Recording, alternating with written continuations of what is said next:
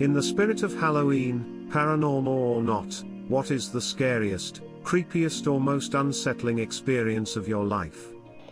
Whenever I am alone in a room at night, even with the lights on, there is always the shadow of a woman in a hoodie in the northeast corner with her hands in the hoodie pockets, and the hood pulled over just enough that I can't see her features.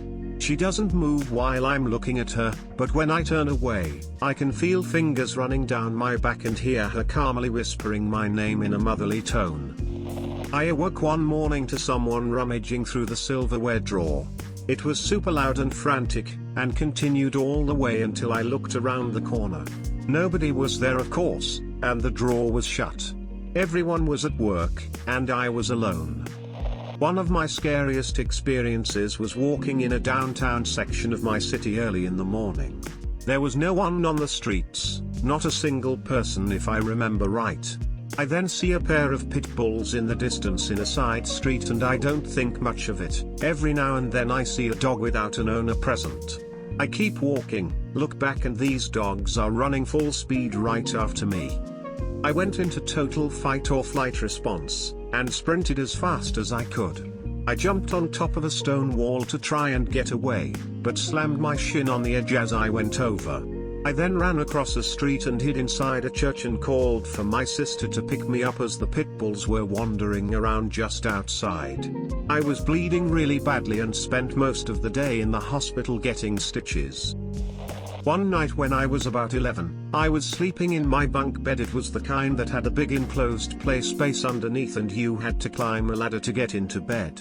I was always afraid of monsters hiding under there at night and reaching their hands up the crack against the wall. Anyways, I woke up in the middle of the night to the feeling of a clawed hand brush against the small of my back. I was paralyzed with fear, thinking, well, this is how I go. I could barely see over the top of my blankets, careful to not move my body at all. I didn't see anything there.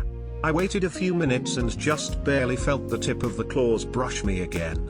I decided that it wasn't gonna do me any good to just lay there helplessly.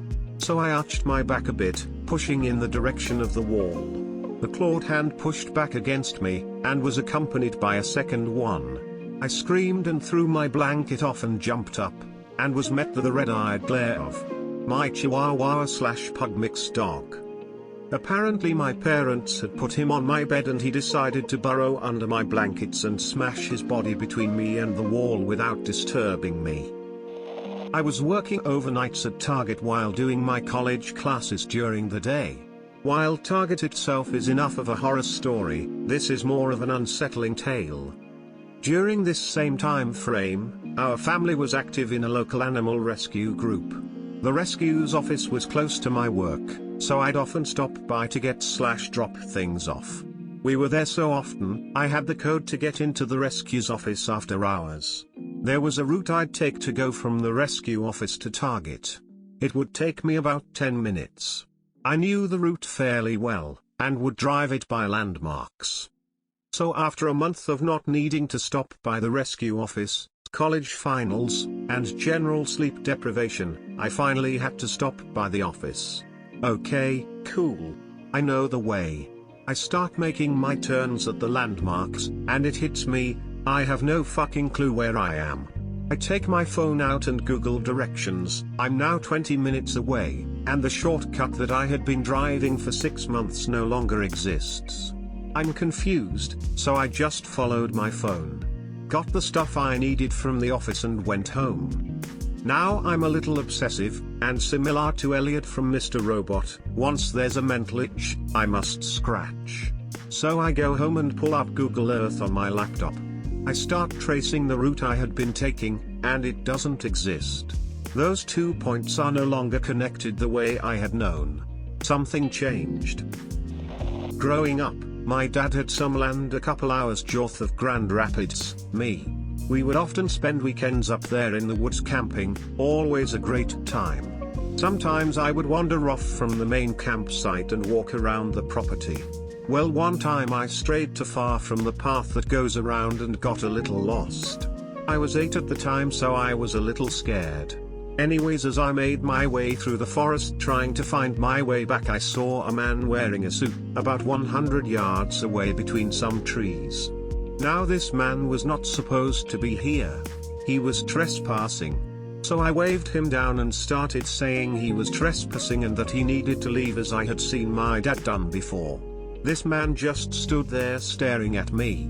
I started approaching him to see if my eyes were just playing tricks on me. They were not.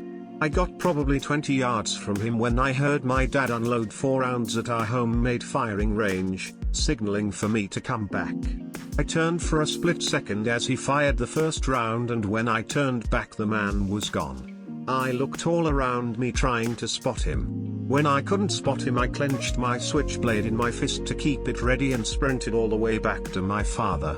I never talked about that experience until now. To this day I do not know who or what that man was. 4 years ago I was working for a construction company. It was April or May, I can't remember. It was a Saturday like 8 AM. I worked that weekend because we were going to inaugurate a building on Monday morning. Me and 2 co-workers, Laura and Francis, were in the second floor giving final touches to our presentation for Monday. The building was totally alone. After drinking a coffee we started to read the presentation in one of the laptops. It was like 8:30 AM when a copying machine started to work. It was throwing blank sheets. It was strange because all copying machines were off and this one just started to work by itself. Francis unplugged it to just continue with the presentation without any other distraction. 10 minutes later, we heard some rock and roll music coming from the next room. We went there but nobody was there. A radio was on. We thought probably was some kind of alarm. We turned it off and returned to work. Like 2 minutes later the radio started to play music again. We went to next room and unplugged the radio. It was very annoying, so we started to look around for some other co-workers or the cleaning staff. No one was there. We went to the security room to see the surveillance cameras, but nobody was in the building. We came back to the meeting room and continued our work. Then like 2 or 3 minutes later, we heard a chair falling down in the ground floor. I went there but it was very strange because it was one of those heavy executive chairs with wheels. We decided to call our boss to tell him that probably a person was inside and we were going to call the cops to check it out. He asked if we check all the rooms and we told him that we checked the cameras but nobody was there. He just laughed and said, "Oh, I guess you met the lady. Don't worry, don't call the cops." Later that day he told us that during the 80s, the building was a clinic. Then in 90s was a notary's office, then a private security company, and in 2002 was sold to the owner of the company I used to work for. Our boss told us a lot of people, including him, had paranormal experiences at late or early hours, and some people reported seeing an unknown woman dressed like a nurse walking in the corridors. That was the last time we stayed alone in that building. I grew up in a house in a subdivision down a curvy road in a rural area. The road cut through a forest, so trees on both sides. When I worked at the airport, I would normally get home around midnight, if not later. One night, I got off work, and drove home. When I got to aforementioned curvy road, something was different. There was a light fog, making the road creepier. While driving and trying to focus on the road, I swear I saw bodies of women and children nailed to the trees on the sides of the road. Not with normal nails though, these were more like oversized triangles that were sharpened on the narrow end, and they were all driven through the back of the throat into the tree, about 8 to 10 feet off the ground. I worked the overnight shift at a diner and would generally sleep between the hours of 8 AM and 4 PM, while my roommates were at work. It was around noon and I heard knocking on the door. I wasn't expecting anybody and I was particularly tired, so I didn't get up to answer. The last thing I wanted was to hear the good news. Next, I hear a loud bang. And a lot of moving around. I heard someone run up the stairs and I realized it wasn't my roommates coming home. I was being robbed. I heard them go into my roommate's room first, rummaging through everything quite loudly. I started panicking. Calling 911 seems to be the obvious thing, but in the moment I froze. Then the guy opened my door and saw me sitting up in my bed, slammed it shut, yelled to his friends, and they all left.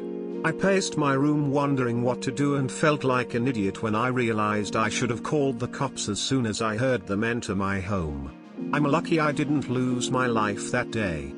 Side note, when they asked me to describe the guy, I told them he was Latino and what he was wearing. They came back a few minutes later and said they had some guys stopped they wanted me to maybe identify.